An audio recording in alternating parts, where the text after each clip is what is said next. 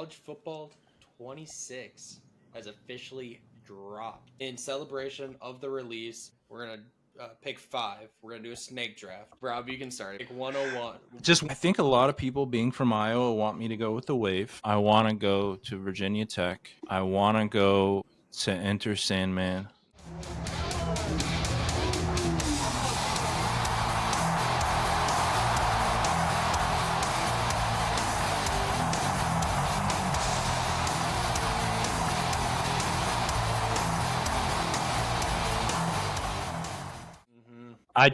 Every time I see it on TV, a night game, it's electric, man. It's just looking out there and being a part of that crowd and that momentum and that energy. It just looks like that would be like an experience that I would make a trip out there for. Yep, I like that one.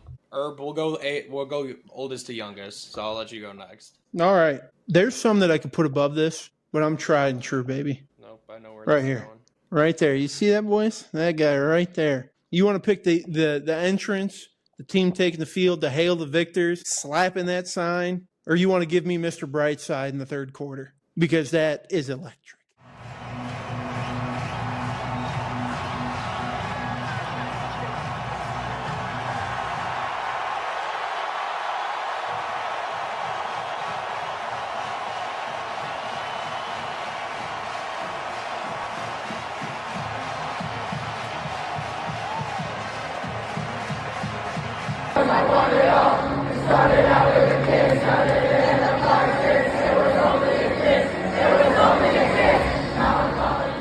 Okay. Give me Michigan. So I got 2 back-to-back on this snake draft. So I'm taking my 101 easily. And this is painful being from Minnesota. Mm-hmm. Give me the Wisconsin jump around, baby.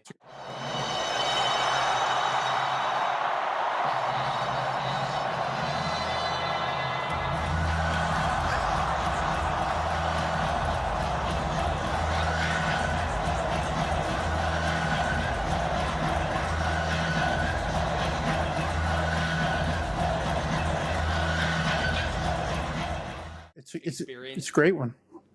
I've experienced that in person. That shit is rugged. I can't even describe it. Especially being 15 beers deep, blacked out of my mind. So that's my first pick. My second pick. See, this one's a tough one. I could go a couple different directions. I just don't have a read on where you guys are going to be going. But I think I'm going to go with the Florida State Seminole throw right at midfield. Riding on the horse, throwing down the stake at midfield before the game. That's my number 2.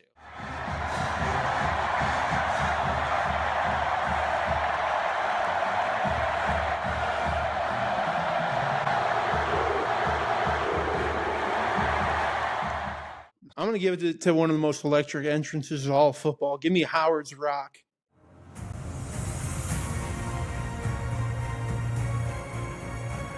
Always deafening as each player touches Howard's Rock for good luck. Touched by the Tigers for exactly 50 feet. The Tigers are at the rock. They're about to most exciting 25 seconds in college football. Most exciting 25 seconds in college football. Give me Howard's Rock. Give me the Hill. For those that don't know, I have a strong distaste for the University of Iowa. I was raised 30 minutes outside of Ames. I grew up going to Jack Trice. I'm a Cyclone through and through. But with that being said, I do have to set my bias aside, and I do have to give. I don't love watching Iowa Hawkeye football games, but I love what they do with the Wave. Jenny already talked about one of the great emotional traditions in college football. I got a little buddy back home named Wells, and I'm going to wave at Wells, and I'm going to wave at the kids here in Iowa City, and let's make it nationwide. Let's wave at all the kids all over the country that are having some medical issues. It's a privilege to be here to do this. But to see the kids that are, going through what they're going through, and they turn to the stadium, which obviously you can see it right there, 60 to 70,000 fans, waving at them. It makes those kids' day, life, whatever the case may be. So I will go with that one. The other one, this is just, I watched a lot of Penn State growing up. The night whiteout. We go to a lot of big games, a lot of big settings. There's nothing like the whiteout.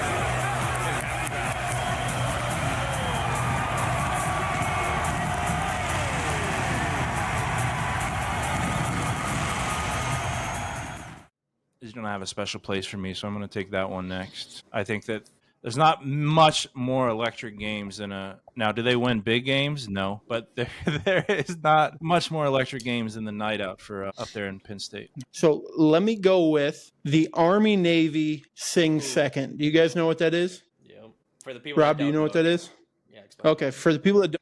So at the end of the Army-Navy game, okay, it is tradition that both schools will sing their alma mater, kind of interlocked as a team.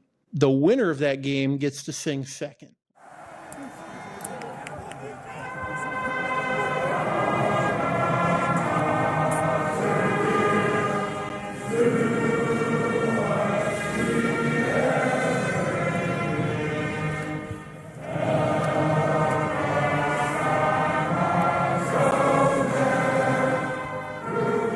Looking forward to Army singing second next year. I don't know how this one made it back to me, but this is a classic. The Ralphie run. Oh, didn't go the way I thought you were going to go. I don't know how Ralphie's run lasted to the third, but I'm going to scoop that up.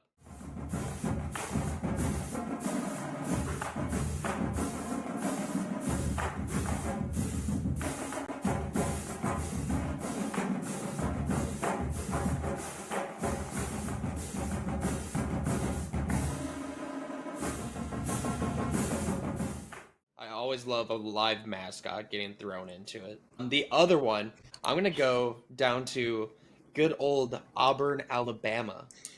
Tumors. After a win, they get the entire city going to Toomer's Corner to TP the shit out of it. And it looks electric.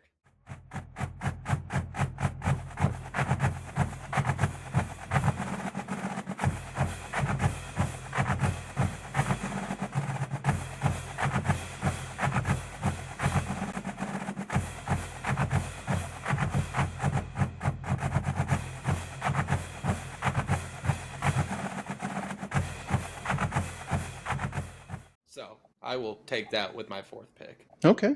All right. Back to me. I might be a little blasphemous of me to say as a Michigan fan that I'm taking this one, but give me the play like a champion sign tap going into Notre Dame Stadium. Motherfucker.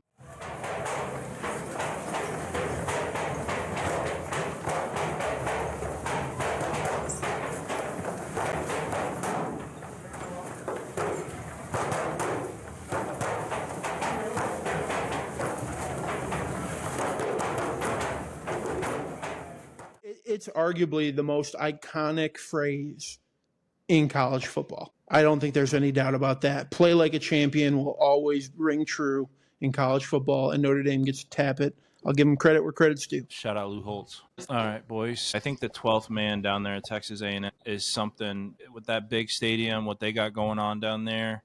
I think the 12th man is something to mention.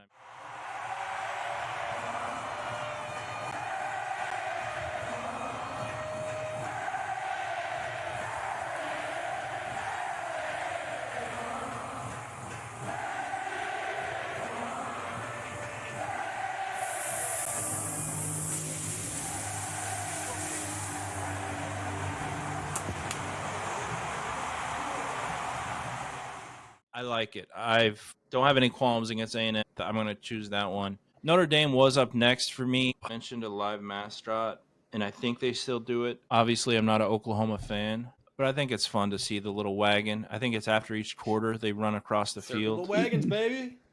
The little wagon. Circle them up.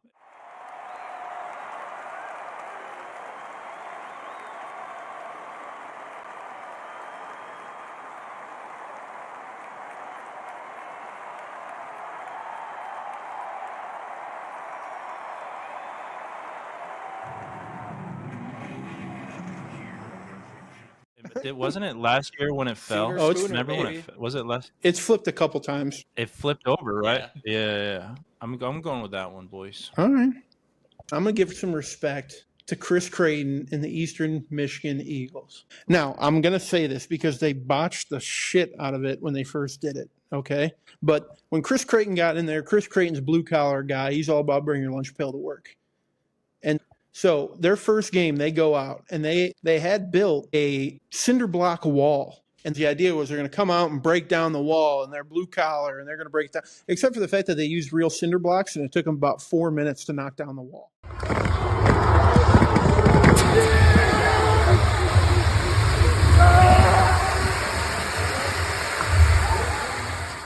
For their grand entrance. Now, they have since switched to styrofoam blocks, thank God. Okay, but I like the mentality. I like the idea. Shout out Eastern Michigan. Shout out Chris Craig. Got a lot of options out here that I still really like.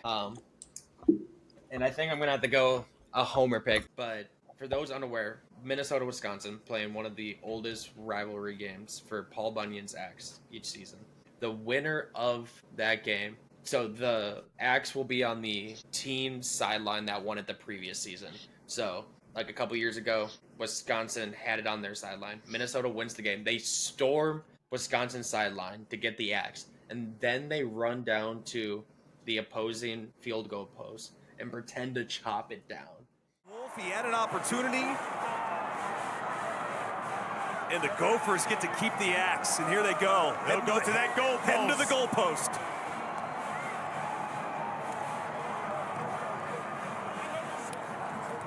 And look who has the Axe. Yeah. Mariano Story Marin. Leader of their defense. Yeah, no doubt. And I feel like that is one of my favorite traditions. So that is going to be my last pick.